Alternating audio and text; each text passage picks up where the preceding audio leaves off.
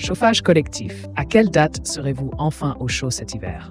À l'approche des mois d'hiver, le chauffage collectif devient un sujet de préoccupation pour de nombreux résidents.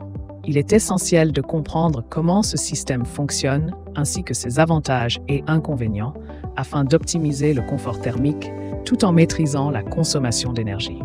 Cette vidéo met en lumière les éléments clés du chauffage collectif, en abordant les températures idéales, les dates à retenir et les solutions innovantes pour en améliorer l'efficacité. Date de mise en service et d'arrêt du chauffage collectif. En France, les dates de démarrage et d'arrêt du chauffage collectif ne sont pas définies par la loi, ce qui laisse place à des décisions prises localement. Ces dates peuvent être fixées par le règlement de copropriété ou votées lors des assemblées générales des copropriétaires. Pour la saison 2024-2025, le gouvernement propose, dans le cadre d'un plan de sobriété énergétique, de repousser l'allumage au début de novembre et d'avancer l'arrêt au début de mai. Cette initiative vise à réduire la consommation énergétique face aux enjeux climatiques actuels. Par ailleurs, les conditions climatiques régionales influencent également ces choix, permettant ainsi une certaine flexibilité en fonction des besoins locaux.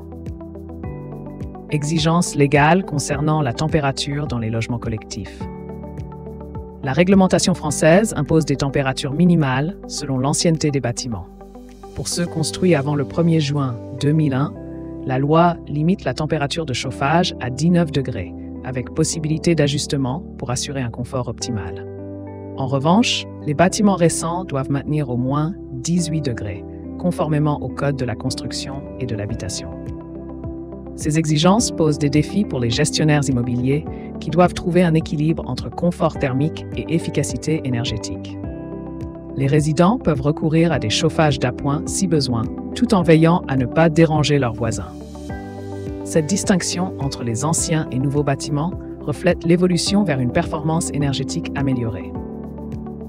Procédures et recours en cas de problème de température. Si un locataire éprouve des problèmes de surchauffe ou de sous-chauffe dans un logement collectif, il doit d'abord alerter son bailleur. Les copropriétaires, quant à eux, s'adressent au syndicat de copropriété.